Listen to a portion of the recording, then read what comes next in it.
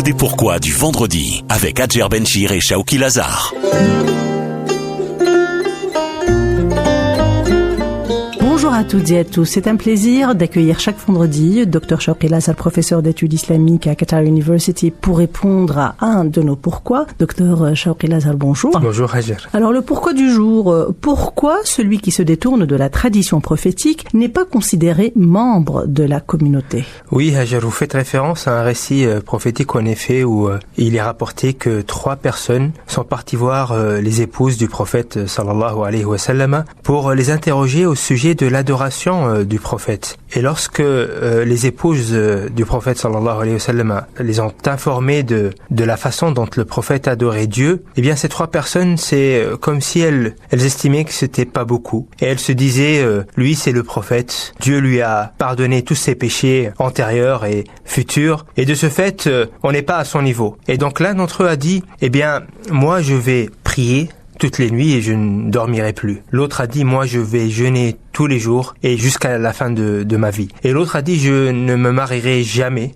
Donc effectivement pour se dévouer à Dieu. Et lorsque ceci arriva aux oreilles du prophète sallallahu alayhi wa sallam, il est parti voir ces 3 personnes en leur disant, eh bien moi je suis beaucoup plus pieux que vous, mais moi je prie et je dors. Je jeûne et je mange et je me marie. Et celui qui se détourne de ma tradition n'est pas de moi, ne fait pas partie effectivement de ma communauté. Donc c'est effectivement le hadith auquel vous faites référence. Peut-être faudrait-il un tout petit peu parler de la tradition prophétique. Qu'est-ce que la tradition prophétique? Ici, la référence à la tradition prophétique, ici, bien sûr, le mot sunna en arabe, selon l'islam, veut dire plusieurs choses. Veut dire la tradition prophétique, mais aussi on peut parler de sunna, notamment les fuqaha, les savants de la jurisprudence musulmane, lorsqu'ils parlent de la sunna, ils parlent des choses recommandées à faire. Donc les choses, les actes cultuels ou les choses de l'islam qui ne relèvent pas de l'obligation, mais qui relèvent plutôt du surérogatoire, donc on n'est pas obligé à le faire. Mais ici, il ne s'agit pas de cela. Ici, il s'agit de la méthode, de la voie avec laquelle le prophète est venu. Donc l'islam est venu avec une voie à suivre pour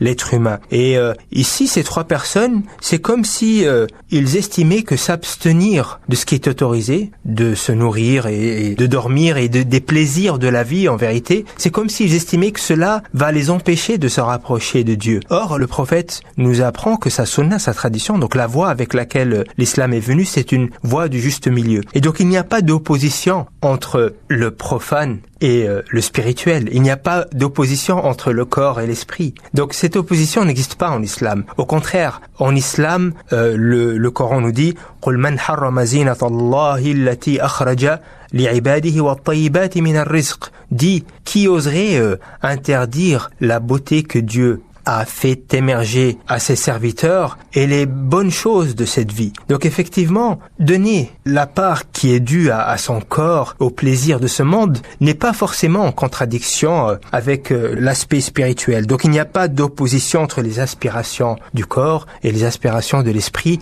Et donc celui qui crée cette opposition, eh bien, n'est pas sur la voie du prophète. Et pourtant, quand on est seul, quand on prie, quand on invoque Dieu, on se sent très très proche de Dieu. Il suffit de sortir, d'aller au travail, être invité à une soirée, d'aller dans un restaurant pour quelque part oublier un tout petit peu. Parfois, certains retarderaient même la prière. Tout à fait, mais tout dépend effectivement de l'équilibre qu'on établit.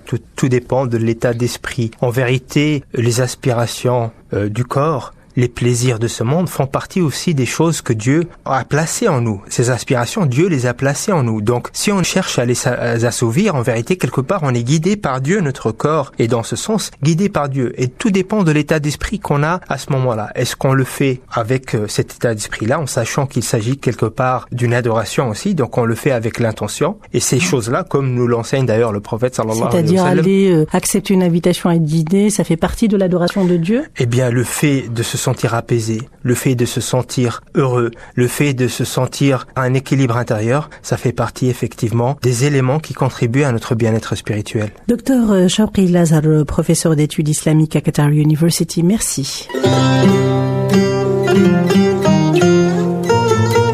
Le Dico des pourquoi du vendredi.